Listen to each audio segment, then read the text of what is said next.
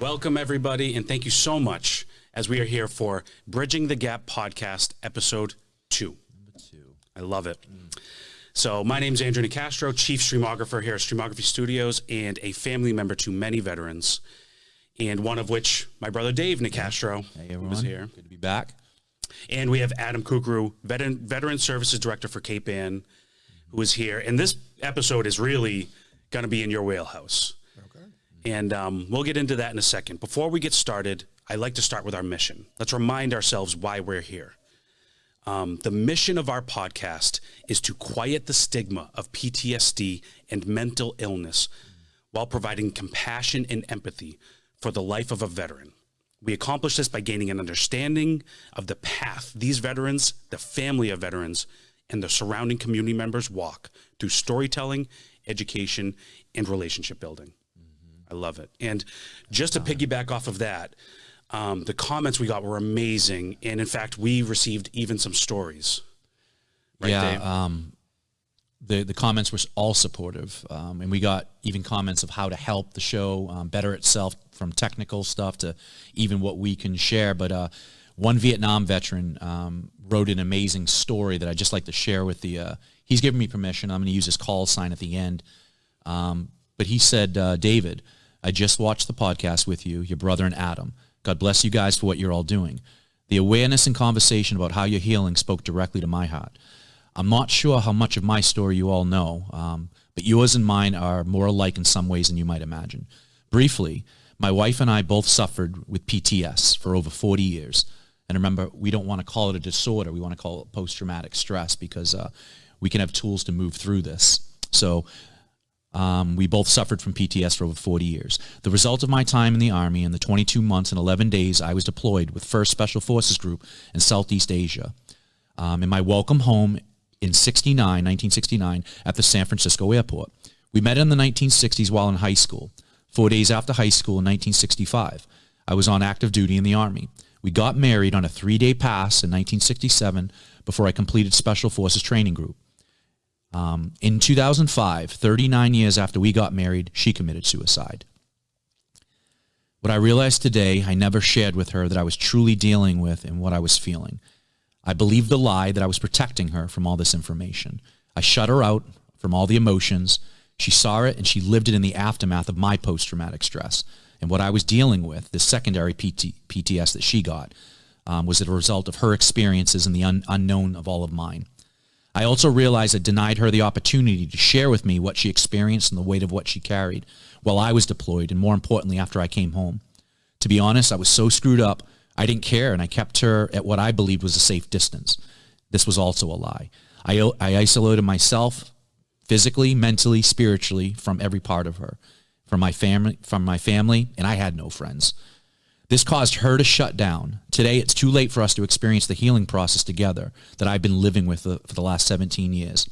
I attended my first Welcome Home Initiative retreat in August 2011, and I went to 3 more after that. I'm also involved with Restoring the Warrior's Heart in Dixon, Tennessee, just outside of Fort Campbell, Kentucky. This was a PTS couples ministry based on my testimony. So again, he never had the opportunity, but he's now opening up and sharing that with other couples that may be going through the same thing. God bless you guys for opening yourselves up to those who will hear your testimony and how you're healing and living a life bringing hope and healing to others trapped by the hopelessness of post-traumatic stress. Lots of love to you, my brothers, from Bulldog.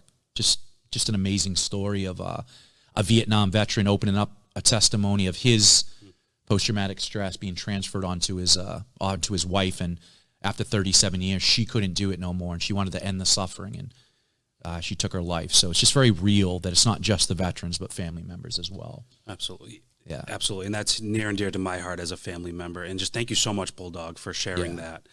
And that is a perfect segue into our calls to action. If you are a veteran, a family of a veteran, or anyone that has a crisis, go to veterancrisisline.net. There is a 24/7 live chat. There is a 24/7 text line, which is 838-255, or 24/7 call 988, then press 1. Use it. Whatever you define as a crisis. We talked about this last session. That's you call and let them help you. That's what they're there for. So please use that. And if anyone out there is feeling compelled to share their story, you can email us at bridgingthegapvetspodcast@gmail.com. You can see it on the screen, and there's a QR code there as well. With that QR code, just open up your camera on your phone app and just scan it, and it will direct you to email. Tell us your story. Reach out to us with questions. Tell us what content you want to hear, and we can see how we can work this into our calendar. As you can imagine, the calendar fills up quickly, but we would love to hear your content and feedback because it's adjustable. It's all about you all. That's what we're doing this for. It's for you. Couple of quick shout outs about the Cape Ann Veterans Coffee Social, which is 8:30 to 10 a.m. every Friday in Gloucester at the Cape Ann Veteran Services office. Please go there. Family member of a veteran, of course a veteran, community member, and just build that human relationship, again, which is one of our missions. So really quickly, we're going to get into our topic for today, which is veteran services, and we're going to touch on veteran benefits, but there's so much here, and we don't want to cram too much into one podcast. We want it to be something that our veterans can digest. So let me lay the stage here. So, and then Adam, we're really going to be piggybacking off of your words today. So I'm a veteran, and I am just being discharged, and I'm being given papers. I'm being given information. I'm being given a DD 214 discharge paper.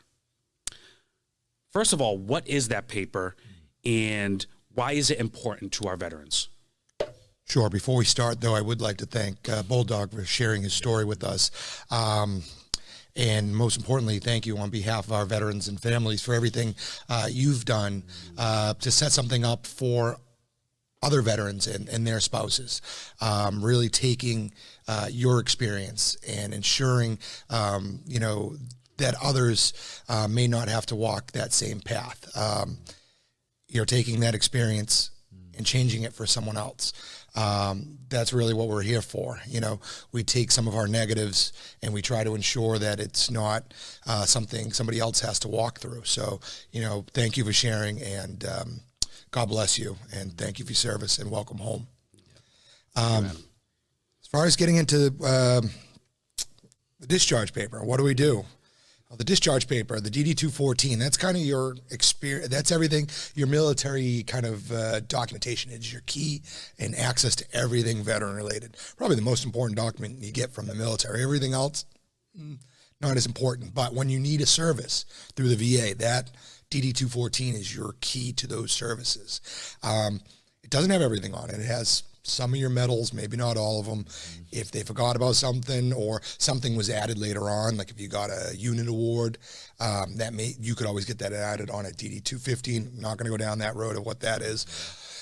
But, it is your general time in service. It says when you went in, when you got out, what you did, where you're enlisted from, where you got out at. It doesn't say if sometimes it doesn't say if you're deployed. It doesn't say that. It might have the medal from that deployment campaign, but it doesn't have everything. It doesn't capture your whole experience, but it is going to be your key. And you need that to access anything veteran related through state and federal programs. It's like a piece of gold.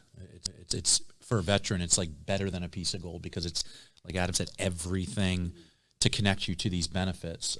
This is the sheet of paper that will connect you. And I've even noticed in my own, it is missing some things, but I like that Adam said it doesn't encapsulate your time in service, your experiences. It's just this piece of paper that connects you to the benefit side of the military with the resources that Adam can guide them to. That was really good to kind of relate that. And Dave, do you remember, being discharged? Yeah.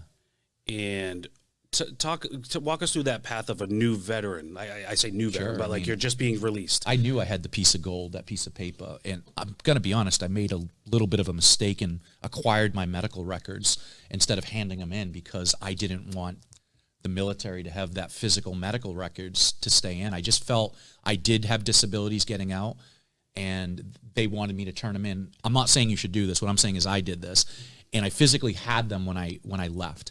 I knew I needed to be connected. So within 2 months with this DD-214, I walked into the VA in Bedford and went to the resource office and connected myself in every single way. Later on, when filing for disability, I went to the office, and it was the man prior to you who had helped me fill out all of the resources I needed, physically helped me. So you brought up a great point, and that I'd like to stop you on. You brought up disability, the term disability. We talked about this kind of leading forward.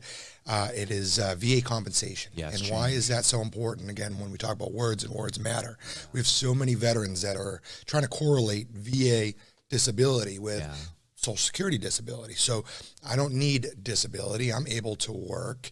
I can do these kind of jobs. I'm not disabled. Well, it's not VA disability. It's VA compensation. It's compensating you for things that happened in the service.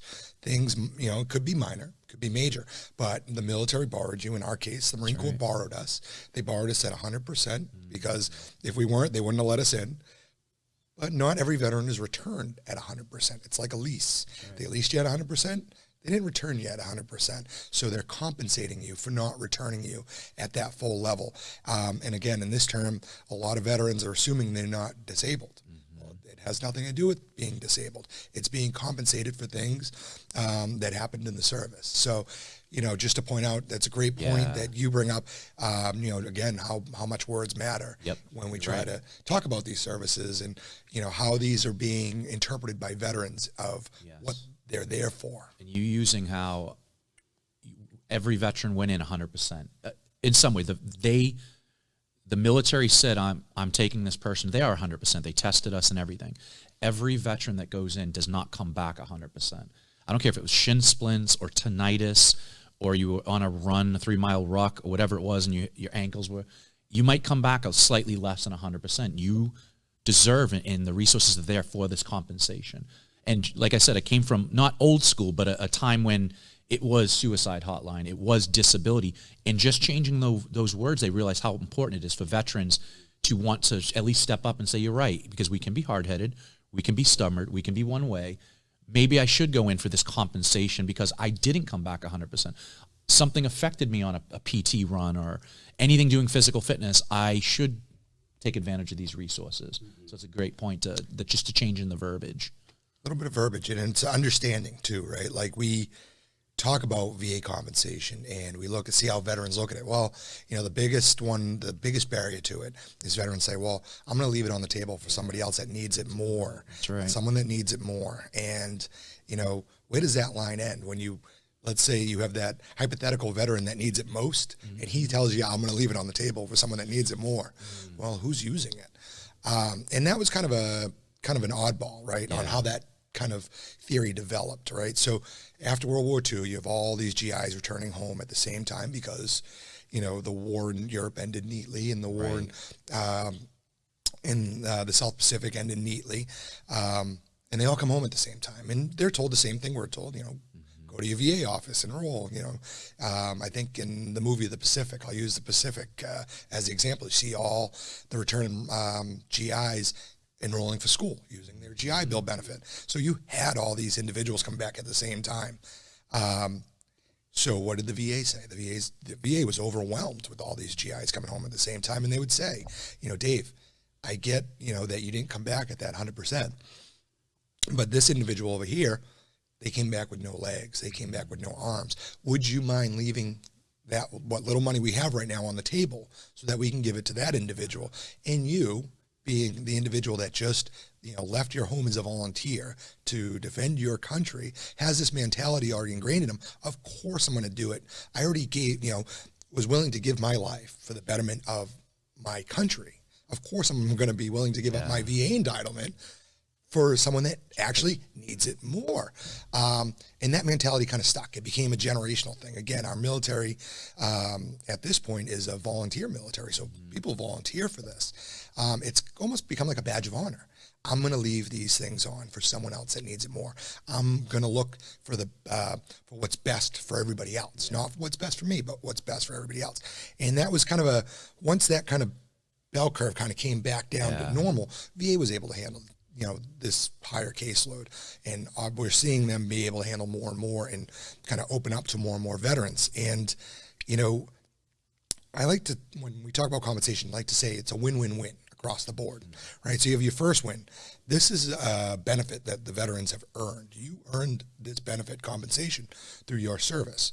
If you're a veteran that, Andrew just brought up just out of the service, well, this money is going towards paying your bills, getting set back up in your community, getting established in your community. All right, so maybe now you're a Vietnam veteran who's never looked into these benefits, and you had a decent paying job, and you have a nice little nest egg, and you're doing financially good. Well, great. So what is this? This is extra money in your pocket that you earned. You still earned it. That's right. So what do you do with it? You take your spouse out for dinner. You go out with your friends. Go on vacation. You do something. Go shopping local. And what does that do? Well, that's the second win.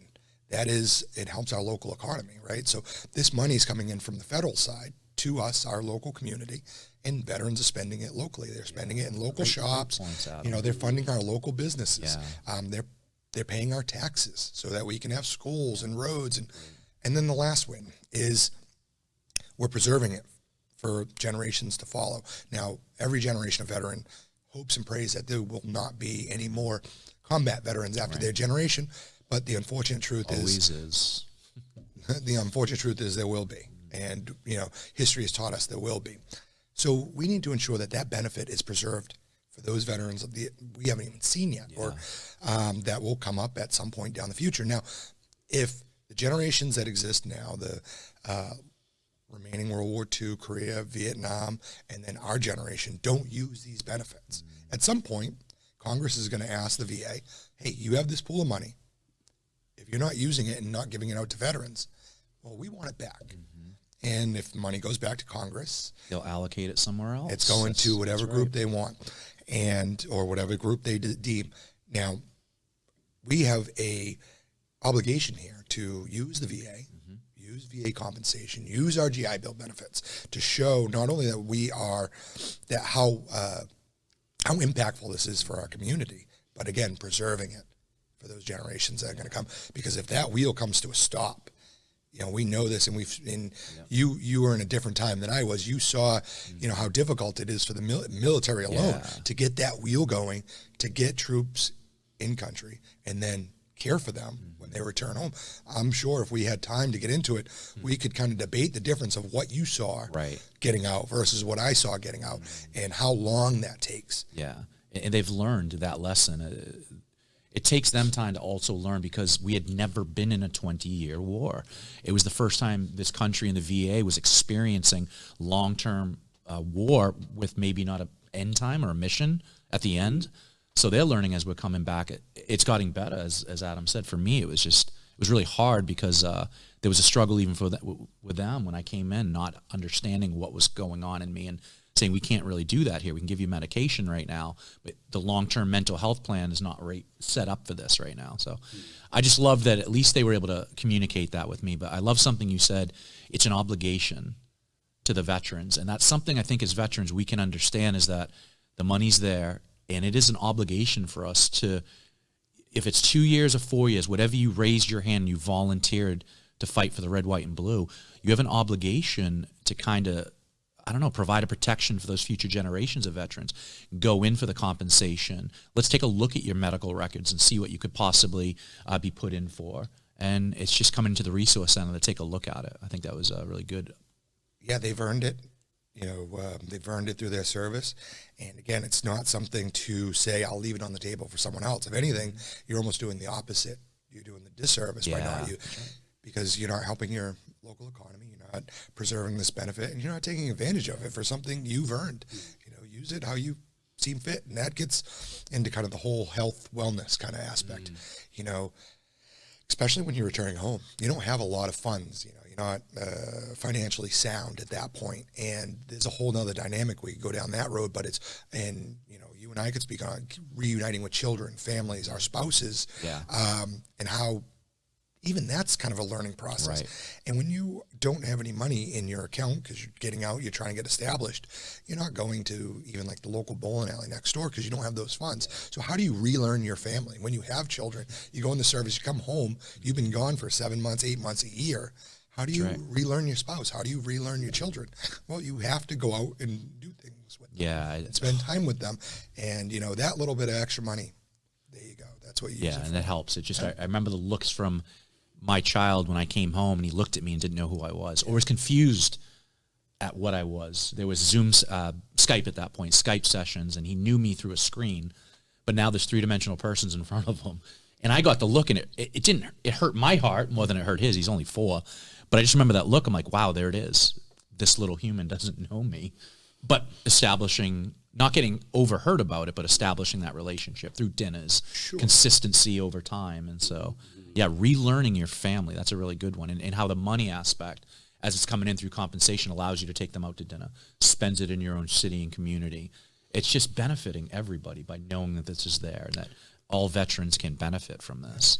And we've talked about this offline, but finances are a huge mental weight. Yeah. Huge mental weight. Whether we want to admit that money shouldn't mean anything or whatever, it does.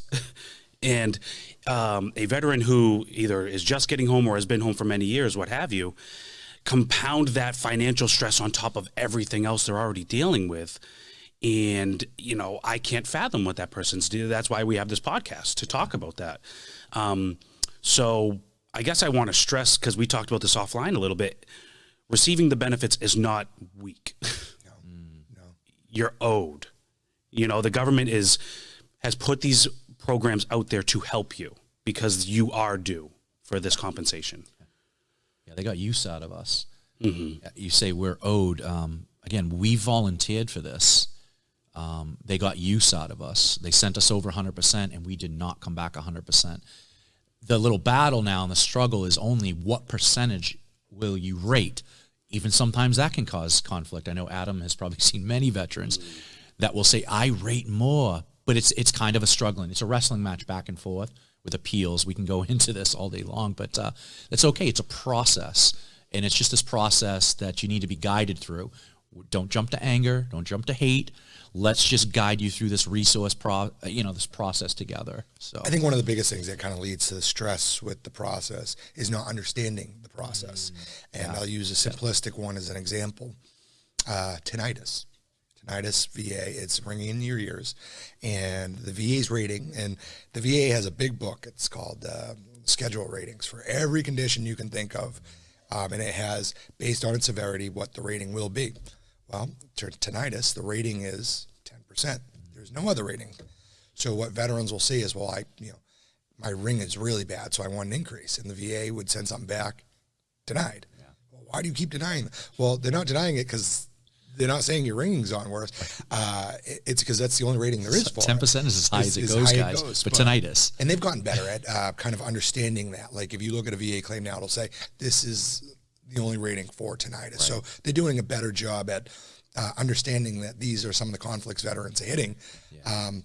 But even there's so many different paths. It's understanding the schedule rating. So if a veteran, again, we're kind of looking at mental health here. So let's talk about mental health. Yeah. It's understanding what each of those categories are. So a VA has a rating of 0, 10, 30, 50, 70, 100% for mental health. Yep.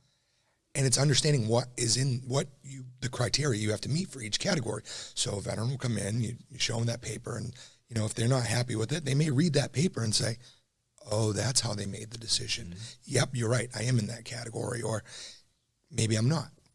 Maybe I'm in the category above it. Okay, then we can talk about that. So again, it's like anything else. Things can get frustrating when we don't understand the process. Right. When we don't, again, VA has that number, VA math. When you don't understand how the VA is figuring out their math, which we could explain it, but I'm going to need a drawing board for that one. So that's something we can plan down the road.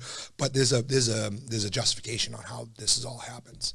So don't get frustrated with it. Right. Ask one of your VSOs. Ask somebody that's been through the process that understands it a little bit, because that is really helpful to veterans. Right. Not getting frustrated with the process.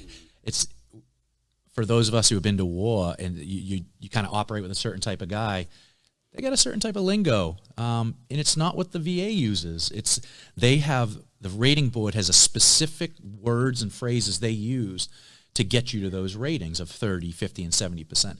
So as a Marine or whatever line of work and you come back and all you know how to do is drop F-bombs and just your language of this effing hurts and this. Well, no, there's actual words and lingo that you have to hit. When you write it up, it goes to the board and they see if, it's correct. Then you actually have to go in front of them to their doctors and psychologists and kind of prove and connect those dots because they're doing their due diligence too and they're doing their job. So it's like, don't get frustrated when you don't get it. You don't have to start dropping F-bombs and throwing, elbows, but just take a deep breath and let's look at it together and it's kind of putting the right words down on paper that Adam in the Resource Center does. And when we were building this episode, the analogy you used, Adam, that really stuck with me as someone that doesn't know this process whatsoever and is not very familiar with this at all. As a family member of a veteran, I am unfamiliar with all of this.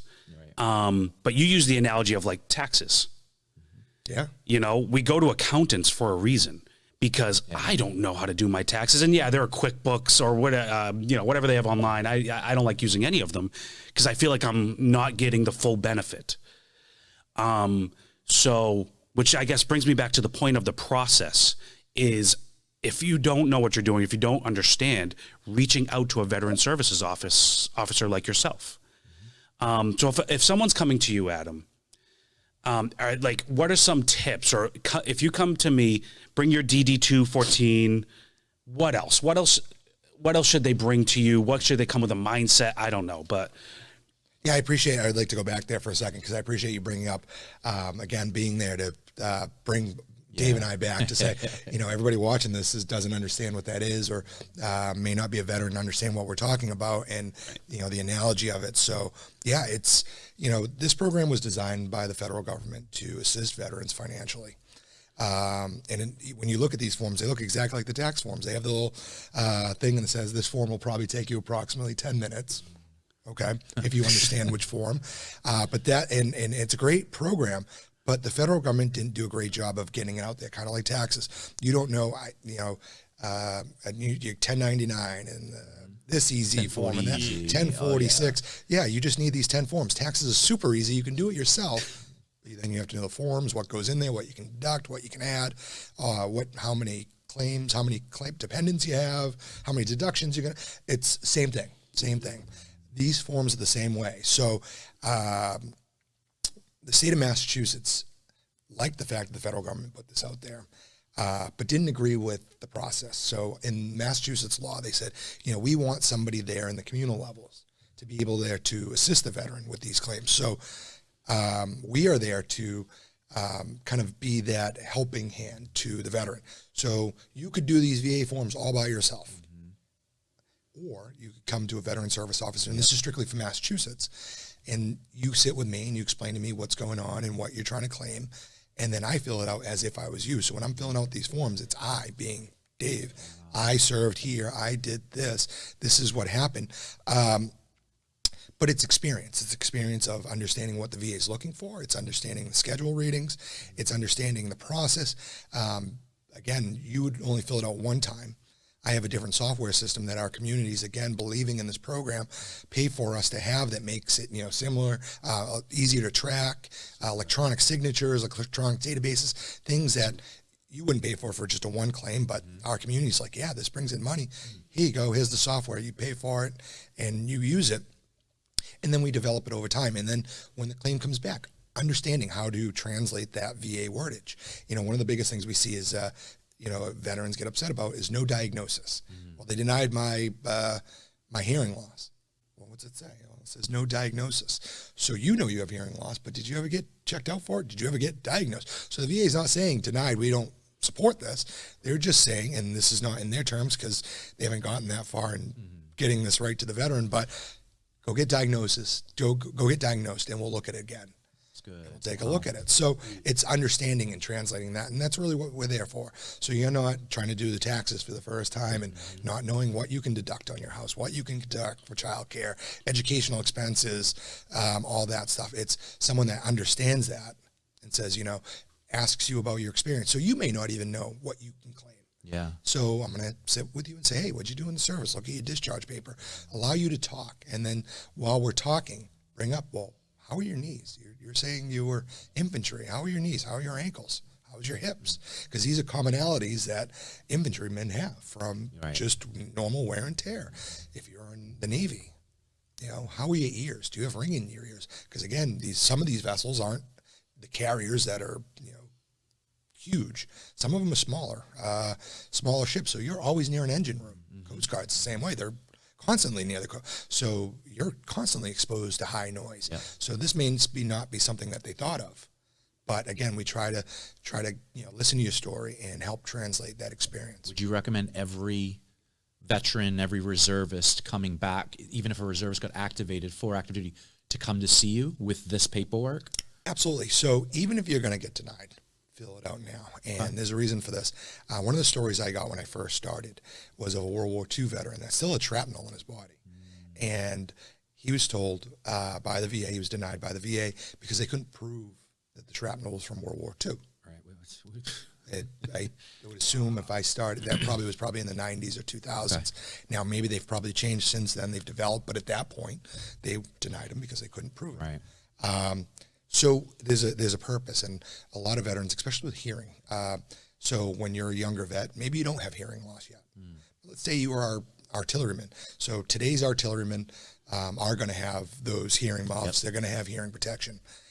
So chances are they're going to have their severity of hearing loss is going to be less than that World War II, Korea, Vietnam generation. I think they just stuck their fingers in there back then. Maybe, yeah. Some of them. Foamies, maybe. I don't know. Cotton ball, cotton swabs, something. They have better stuff. Yeah. But it doesn't mean in 50 or 60 years from now, you're not going to develop hearing loss. So if you get it on paper now, maybe you are denied. Or maybe the VA gives you a 0%, says, yep, we recognize that your hearing loss based on your MOS, your military job, is service connected, but not enough that we are going to monetarily compensate you for. Now it's documented. So as life progresses, if you now need hearing aids, you know, VA's already said, yep, we acknowledge it's from your service. So, hey, now I got hearing aids. You can get hearing aids through VA because they've acknowledged that it's caused from your service. That's an expensive cost. Huge expense. You're talking $3,000 for hearing aids. And then at that point, you come back and we sit down and say, hey, you know, my hearing loss has gotten more severe as I've aged to the point that now I need hearing devices in order to hear. So maybe now they compensate you. So, but they're not looking back that 40 years and saying, well, what have you been doing the last 40 years? They're saying, we already established that it was. And now, you know, now we can easily make that connection. The other end is, I see this a lot, and this is very true to what's going on for our Vietnam veterans now, under the PACT Act, which is a new legislative piece of legislation that has just passed that adds an additional couple conditions for Agent Orange exposure, hypertension being one of them. Okay. So if veterans claimed hypertension back here, it's already documented. So there may be a monetary benefit for them to it's already documented. So as the VA changes legislation, you have a path to say, hey, I claimed this back in 2014. You denied it because it wasn't on the presumptive list.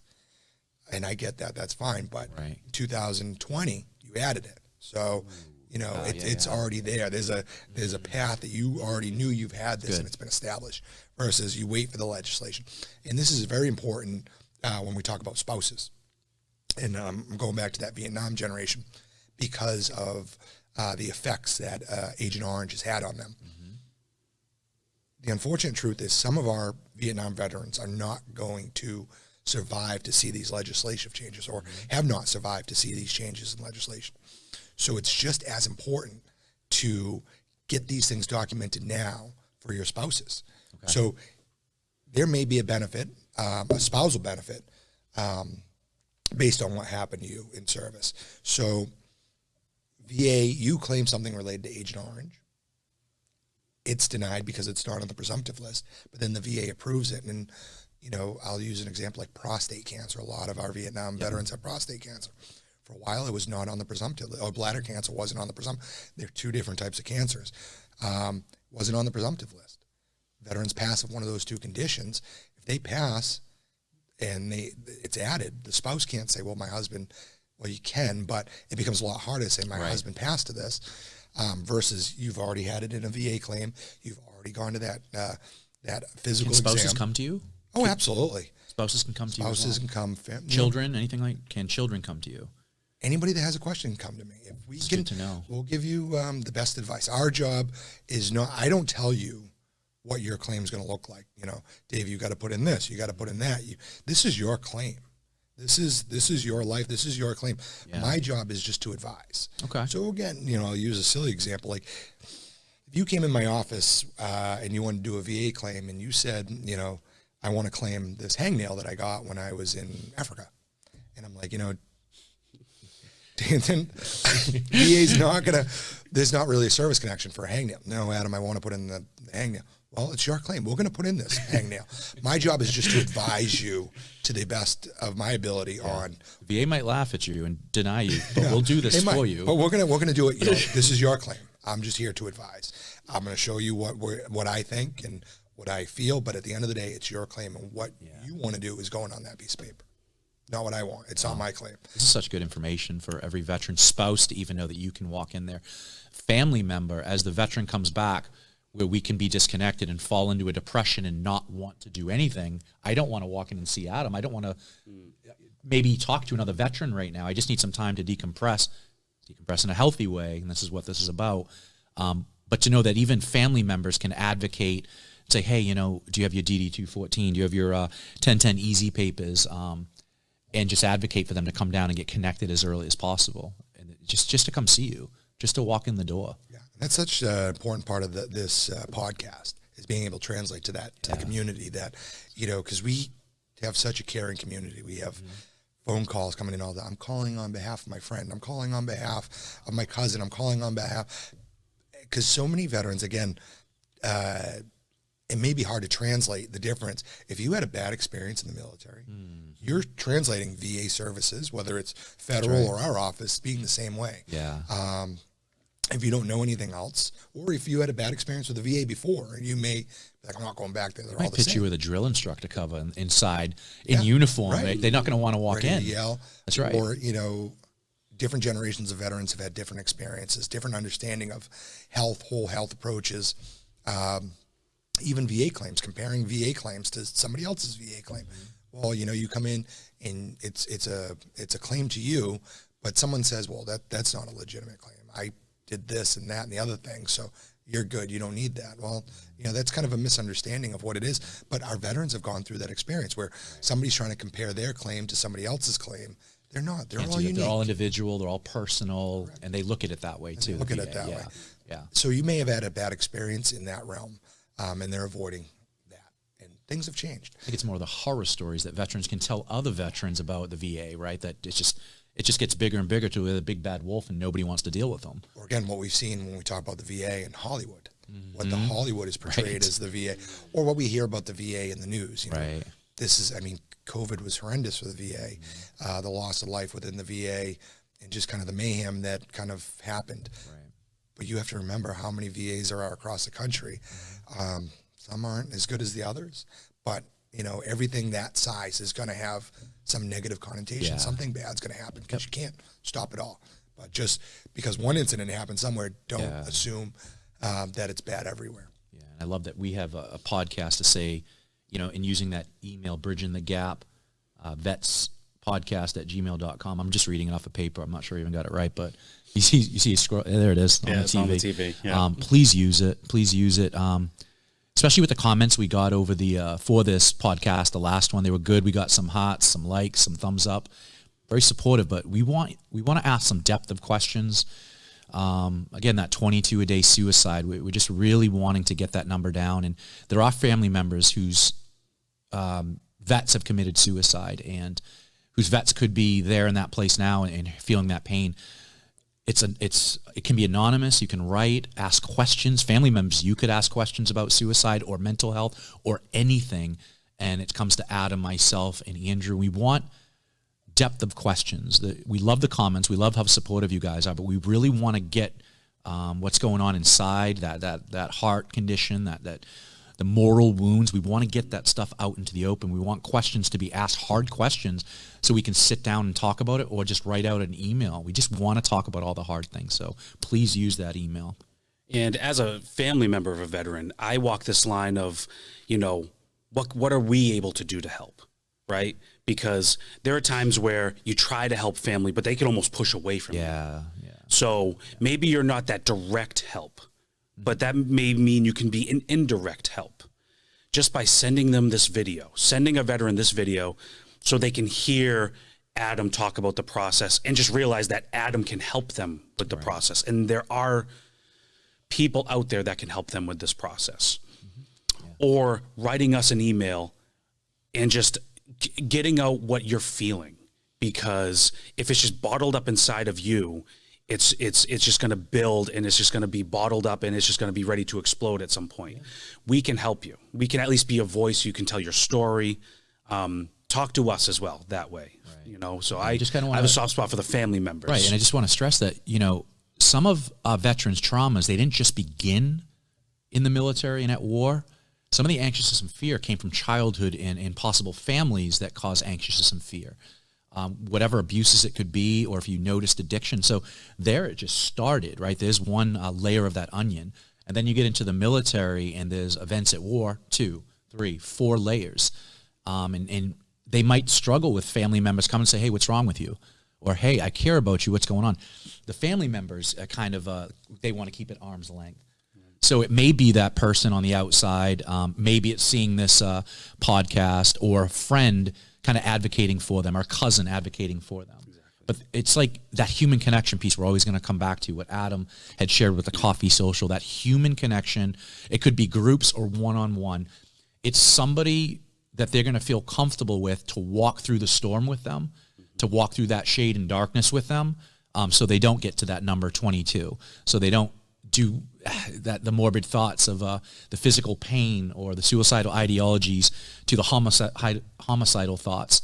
I mean, it's even hard for me to say out loud, but it's really true because it's in there, you know, the things we were trained to do and things we saw and were exposed to. So, yeah, we want to walk by your side. And it's not just me and Adam and Andrew. There's a lot more people that want to know how to walk by the side of a veteran, how to talk with them, approach them. And it might not be you family members that reach them. It just might not be. It just might be your job to connect, to make that bridge, to bridge that gap and connect to us. So, yeah, keeping that in mind is important. Yeah, I mean, this is as important for the family and our friends and our community as it is the veterans, right? Mm-hmm. To have this, to ask those questions. So any community member, feel free to ask us a question, and you know, if we can answer it and help you, because you know, bring that number down to 20, from 22 to 21 isn't just going to be veteran to veteran that are able to do that. It is a community-wide approach. It takes a village to make a difference. And you know, if you have questions on anything, ask them. And you know, even you know, one of the things I can say is, you know, when I first came home, I felt very much alone. Like I didn't feel like the community really cared about veterans, and I couldn't have been further from the truth. Probably the complete opposite of true.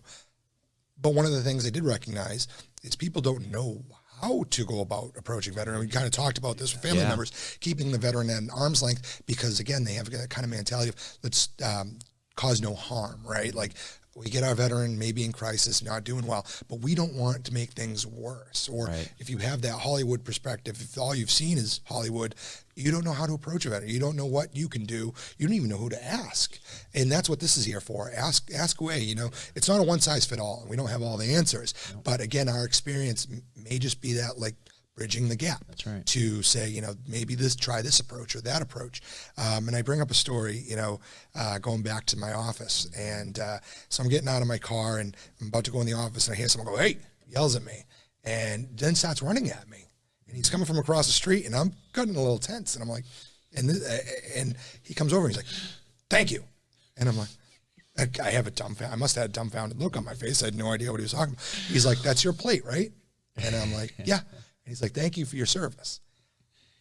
Now, if that gentleman ever watches this, thank you. And I'm sorry for my reaction. But it was just, you know, again, you know, and this is someone that's dealt with people in good spots, bad spots, everything in between, can understand the various experiences that people may have. But, you know, how do we go about approaching people? You know, that may have scared somebody else, and let alone a veteran. If you were walking down the street, someone yelled and just started running at you and said, you know, "Thank you for your podcast," you're going to be a little tense, right? And it's being able to understand that and translate it. How do you go about thanking a veteran? Yeah. Is it something appropriate? If you have questions on those, what do I do? What do I say? How do I interact? Let's bring it to the table. Let's talk about it. Right. And that person running it, Adam, if you are watching, like, it's awesome you thanked him. It might have worked with somebody else, but those of us who have been on the streets of Afghanistan and Iraq, and maybe you're doing a patrol on the roads, you're taught something different when somebody's making a noise and running at you. And in that moment when we're triggered, and that's happening again here on the streets of Gloucester or wherever, like he was on edge. He knew he wasn't in Afghanistan, Iraq, but the chemicals inside of him was telling him this is similar or something's not safe. And it's not like Adam was going to take out a weapon at that point, but he was just on guard. His hands might have been up. So, yeah, for a veteran especially that's been to war, there's a little bit more to that layer, the onion, a little bit more trauma involved. So I was feeling it as you were telling me, like, oh, no, what's dude doing, man? I stay back, Even just as a civilian, I was feeling it. I was like, someone's running up to you, And it's so important to be able to handle that the right way, right? So if I had handled that negatively, well, then I change this guy's perspective on veterans. That's right. I'm not going to thank veterans anymore because of a negative interaction. Yeah. Or if someone else witnessed it and was like, oh, I'm staying away from them. Right. So we have an obligation there as well as veterans to do our best in some of these sticky situations to not only represent ourselves but the entirety of the veterans community. Because again, when we talk about bringing that number down, if that gentleman happened to meet another veteran, maybe he meets that and says thank you to the service to that veteran that is just at the end of everything and is ready to call it quits. And he just, because even if he ran at him, it just turned the dial back just enough to save that one life. And I would have stopped that if I had a negative reaction, right? So we really need to be observant on how our reaction is with the community, right, wrong, indifferent, to preserve that important growth that has to happen with our community as well. And to just share with family and friends about the thank you to veterans. I'm in a place where I receive it. I know Adam is too. I know that there's a good number of veterans who have come from wars that nobody thanked them.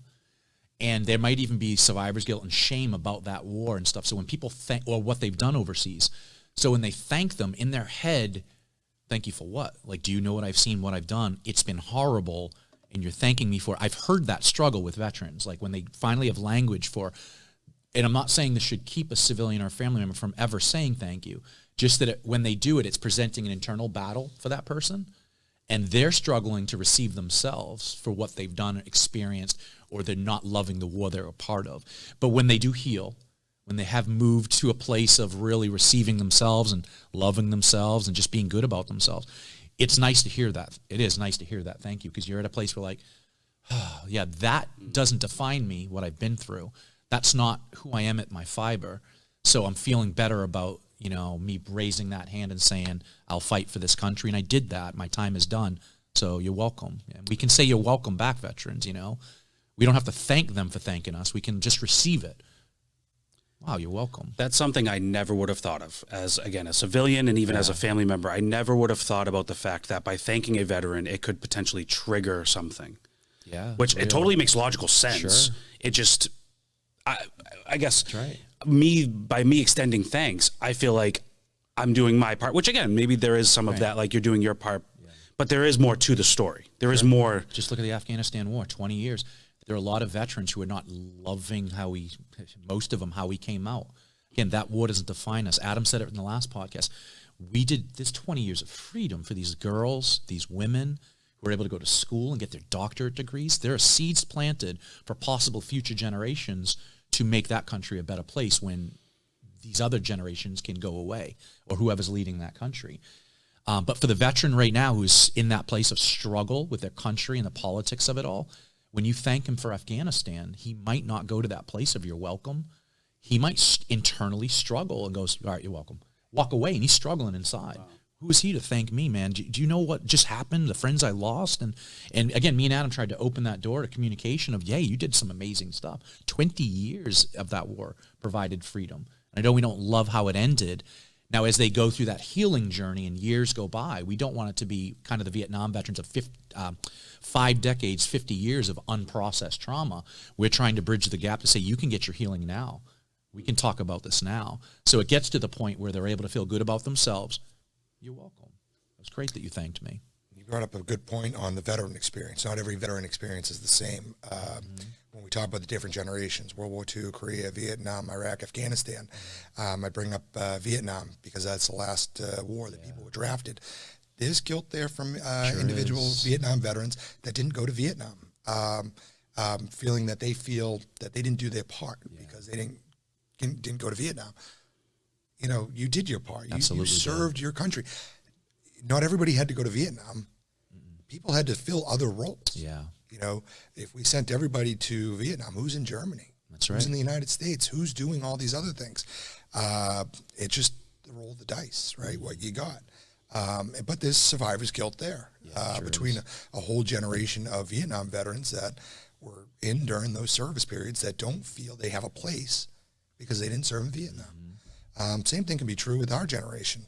Individuals that joined to serve post 9/11 and didn't go to Afghanistan or go to Iraq, and they feel some kind of guilt that they joined and didn't do their part. Well, you did do your part. You served your country. Every experience is different. Every individual is unique. Some people translate their experience that they serve their country. Others feel that they didn't live up to that obligation of serving their country and have some kind of guilt over their experience in one of those countries. So everything is very unique. It's very fluid, and it's on the individual versus a one-size-fit-all. We are not, you know, again, we have commonalities, but at the end of the day, every veteran is an individual. They have their likes and dislikes. It's not like you can take what we say here and take it for fact and apply it to, you know, whatever individual. They are still individuals at the end of the day, and we all think differently. And they have post-traumatic stress, whether you went to war or not. And if you're feeling the effects and struggles of depression and stress and just whatever it may be, crisis, that welcome home to people who have been to war and people who have not been to war. Every one of you, welcome home. For the ones who have survivor's guilt, who never went to war, you're part of the machine. You're part of that well-oiled machine that we all have a job and specific skill set. Welcome home to you. And the resources are meant for everyone, and you did your part. So it's welcome home to your part, too. I'm learning so much. I am. I'm learning a lot.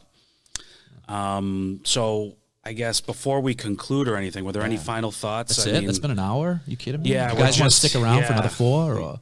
We're just before an hour here on this. I mean, but so any final thoughts on the process or anything you'd like to sum up on? I think one thing I heard was claims just always submit, right? Or just that was one of them. Like, yeah, go through the process. If you're recently out, you know, chances are you didn't listen during TAPS, during your kind of your exit plan where they kind of tell you about the resume writing, the VA. Yeah, right. You weren't paying attention. It's a big party to get out. Again, you know, everybody's excited. It's you're transitioning, or even if you're nervous, you're still transitioning out and you're thinking of other things, you know. So maybe not being the number one priority on your mind at that point. But, you know, here's some of the things. Make sure, one, that you have that discharge paper. If you don't, we may have a copy because Massachusetts keeps copies, or the VA sends wartime veterans into Massachusetts. If it's not there, or you're from a different state, we're going to have to order it from the archives. Now, right now, it's good. It's about a week or two turnaround, and they'll email it you directly, and then you give it to us and make a copy. But during COVID, it was indefinite because the archives with COVID was running at 25% capacity. So veterans were waiting 6-8 months for a discharge paper. Well, what does that mean for funeral honors? What does that mean for housing? What does that mean for health care? All these things are kind of backed on each other. And typically when you need that discharge paper, you need it yesterday. And that's kind of the problem we hope to address is think of it as a road, right? So you have a road into VA services. You may not need to use that road, but wouldn't it be nicer to drive down a perfectly paved road versus getting to that road and finding out it's like you got to go up and down because of these barriers that exist. One being the discharge paper. Two, there are income requirements into VA healthcare I don't want that to dissuade anybody, but there are time requirements, date requirements, income requirements for VA healthcare. If you needed the service for something something you need right now, don't hit that barrier now. Let's hit that barrier today or tomorrow when you call me, and let's see if we can smooth that barrier out. And that way, if you need it down the road, or later on when we get older, as we age, our children or our spouses are trying to help us with this stuff, that we make it an easy transition for them. You come in my office in 40 plus years and you didn't do any of this, but you can't really remember. You're starting to have some cognitive decline. You can't remember. It's going to be a little more tricky, and you're going to put not only you're going to wait for services, but you're putting an added stress on your family, who's already stressed out about seeing their loved one kind of declining physically and mentally. You're prolonging that. You're adding that layer of stress on your family. Whereas if you dealt with it today and we make sure you're eligible for VA health, you have the compensation set up, we know your rating, and we know where you fit in this whole, all these different services. Well, when your loved one comes in the office, Dave took care of it all. We're good. Okay. Well, he needs this care. Boom. Let's call the VA. Yep. He's in our system. It feels good that you make that. It just feels good for someone to walk in and Adam's able to bridge that gap, and we're attempting to do it on a timeline instead of like hit that stop sign where everything is needed now. It's over time, and that person is mentally feeling better, emotionally. The family's coming together just to get the resources as well, and Adam's able to guide through the process in the resource center. It just feels good to the veteran. It's very similar to like Bulldog's story, right? Yeah. Like he couldn't affect the outcome of his own situation, but he's able to help others. Right. And this is something we learn. There are individuals that are running into these barriers, and they're not going to be able to change it for their loved one, but we can change it for those moving forward. Yeah. And that's what we do. We try to take those negatives and ensure that nobody else has to go through some of those negatives. Perfect. Yeah. And I mean, to your point from earlier, but when you came home, you felt like you were alone. Yeah. And I can imagine you get some of that paperwork, and you just look at how daunting it looks. Because I look at tax documents like they're daunting. You're not alone. You can utilize someone like Adam to just help. You have help here, and that's the whole point of this. Yeah, we'll break it down and we'll set them into priorities. Again, it's your paperwork, so I'm not going to tell you which one's most important, but I'm going to give you my advice. We're going to deal with healthcare first, and then we're going to deal with the comp. Pen, and then we're going to deal with the educational, and we'll lay it out, and this is the way I think you should approach it. Right. And you can either say yay or nay. They don't have to take on that nervousness and anxiousness. Go to the resource center. That's what it's there for. It's going to make you feel better. It's going to, when they lay it out, and you don't have to stress out about this is the mission I need now. No, it's not. You're not in the military anymore. It's a civilian life. I'm going to guide you to get back into civilian life. It's real cool. Mm-hmm. Yeah.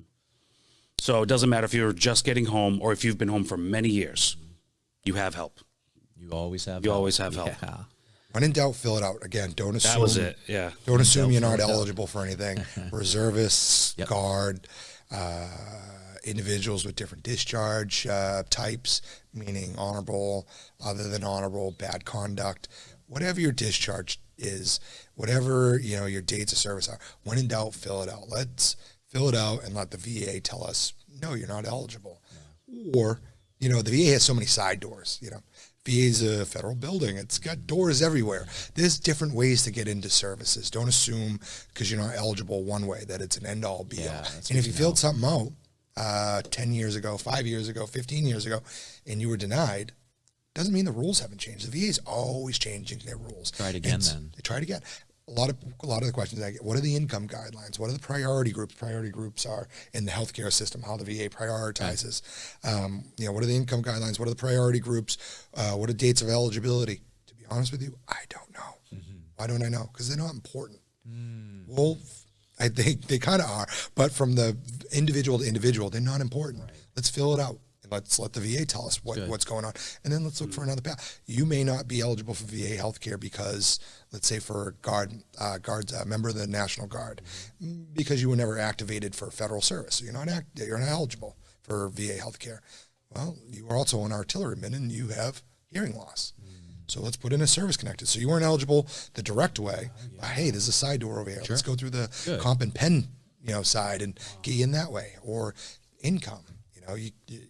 You have no other health care. Let's try this income-driven way. Let's find another door. It's a big building. Sounds like a lot of doors. It's amazing that they have that many doors. I didn't know about all the different doors, and there's so many more that you're probably not saying that just come into the office. Come in, we'll figure it out. And, when in doubt, fill it out. That's how that goes. So couple of call to actions here. Yeah. So for family members, community members, and of course the veterans themselves, email us, bridgingthegapvetspodcast@gmail.com. It is on your screen and there's a QR code there. You can scan that QR code and it'll automatically pull up your email. That goes to Adam, myself, and Dave. Whether you have a story to tell and you just need to get it out, whether you have questions that you want answered either on the podcast or privately, I want to make sure that's understood too. Of course, everything comes in anonymously, so we can keep it that way if you dictate that. And that email is just a good way just to connect with us and just validate what we're doing here too. Just like Bulldog did. So we want to honor Bulldog.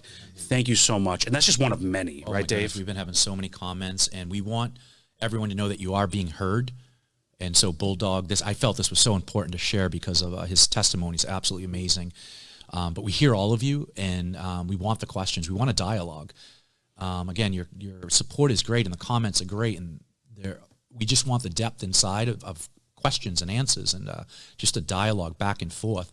One, it affirms what we're doing, if you kind of like where we're going with this, and what questions you might have moving forward. What do you want to see? So we just want to start this, Mm-hmm. If we can, let us help you help somebody else. Yeah. That's what we're all here for. It's a full communal approach. I can't do this alone. My office doesn't work like that. A lot of people say, your office does a great job. Well, thank you for that. But it's not just my office. We're only as good as the community support that we have around us. A lot of these things we're able to do to help our veterans only happens because of how supportive our community is. If it wasn't for our community, we wouldn't be that great at what we do. It is the community. This is a community approach. So, let us help you help another veteran or community member. If you can apply what we're saying to another realm of life, someone with a different struggle, if you think this will help somebody else, let's do it. Mm-hmm. Absolutely. A rising tide raises all ships. Yeah. So if we can help the community members to understand, the family members to understand, and ultimately, of course, the veterans to gain something from all this, just that rising tide will raise us all up. I love that saying. Yeah. Okay, so then there's our coffee socials, 8:30 to 10 a.m. I will be there this Friday. Cape Ann Veteran Services. Yep. And it's just a great group of guys, Dave. I've gone before. I went once, but I'll definitely be going again. Yeah, I'm excited. And it's just a great energy, a great vibe of military veterans and even non-military veterans like myself. Community members. Yeah. Community members just getting together, having a good time, coffee. I like asking questions, and I want to hear their life story. I want to hear what they're about, how they're doing now, where they're going. If it's just somebody in their 70s and 80s that just wants to share wisdom and impart wisdom on me, because I need a lot of it, man. There's so many of them, right? So there is now 80-ish veterans coffee socials across, it was like 14 to 16 states. They're taking off. The value of them is really taking off. What you saw, what you witnessed is really, again, taking off. We have one in Gloucester. We have one in Manchester on Saturday mornings at their Legion from 8 to 10. The Rockport Legion's doing one 8 to 10 on Saturdays. Wenham is doing one once a month in their Council on Aging. Let's see.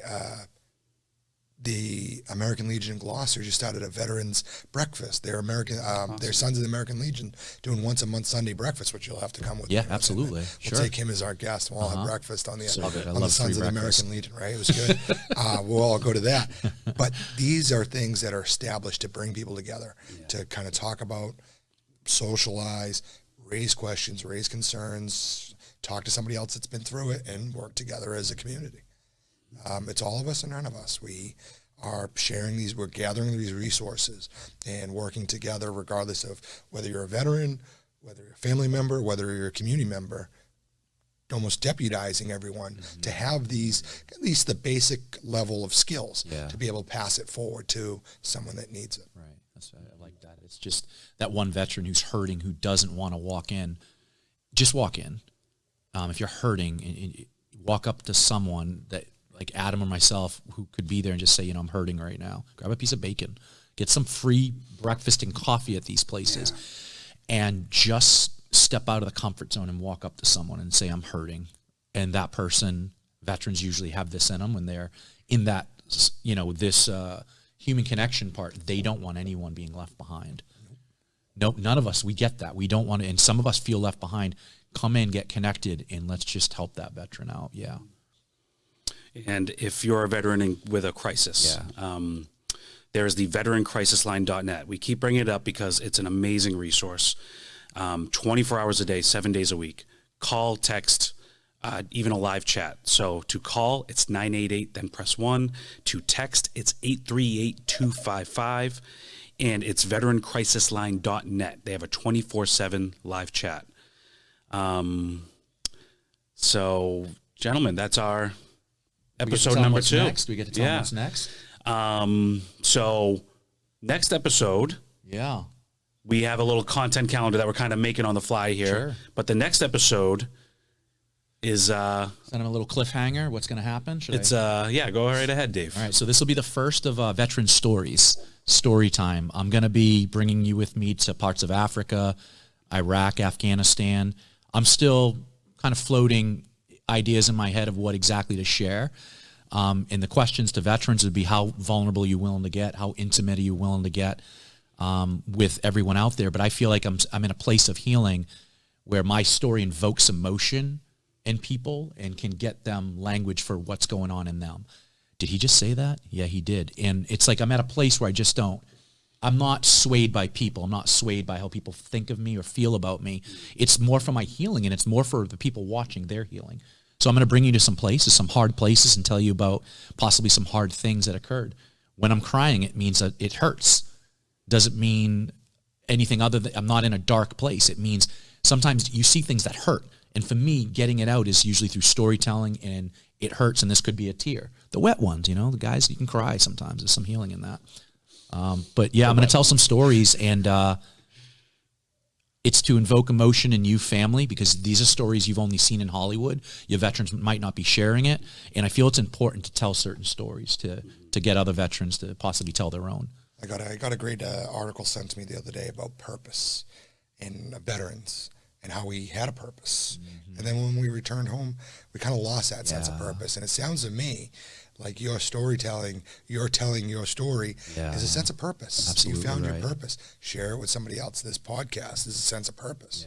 Taking what we know to share it with others, to help others. And that's kind of what we're all about. That's right. And I love that our purpose is to not have 22 a day. Yeah.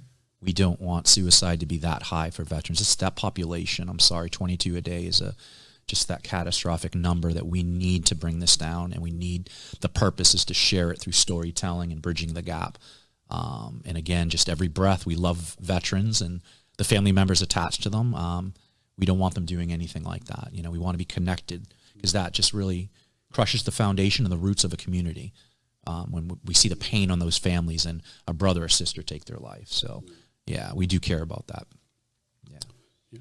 And just to build off of your point as far as our content calendar, and this was Adam's recommendation, I loved it, was the format we're working towards is story, testimony, and then services that are out there for veterans, right? That's why this podcast specifically was about veteran services, talking about how to even approach it, the process. So that's going to be kind of the format. Our goal is story and then services to help. Story and then services to help. As we go down the road, that may change, but at the very least, having a little bit of a format gives us some structure to build with. Sure, and it's like we're being our own producers by spitballing ideas off of each other. But you at home, if you have something, or in the car, whatever you're doing, you can share with us what you'd like to hear. Veterans, you can do this. So again, that email that our buddy Bogue is going to throw across the screens, I just don't want to read it. It's really long for me. Did he do it? He's going to do it, for the email. So yeah, just hit that email up. There it is. Do that. We really want to hear from you. We really want your questions, and we want this dialogue. So, thank you on my part. So, yeah. So thank you all so much. This is episode number 2 in the books. On the 22nd of February is when this is getting released. Yeah. So we love you all. Thank you all so much. And we'll see you the next 22nd.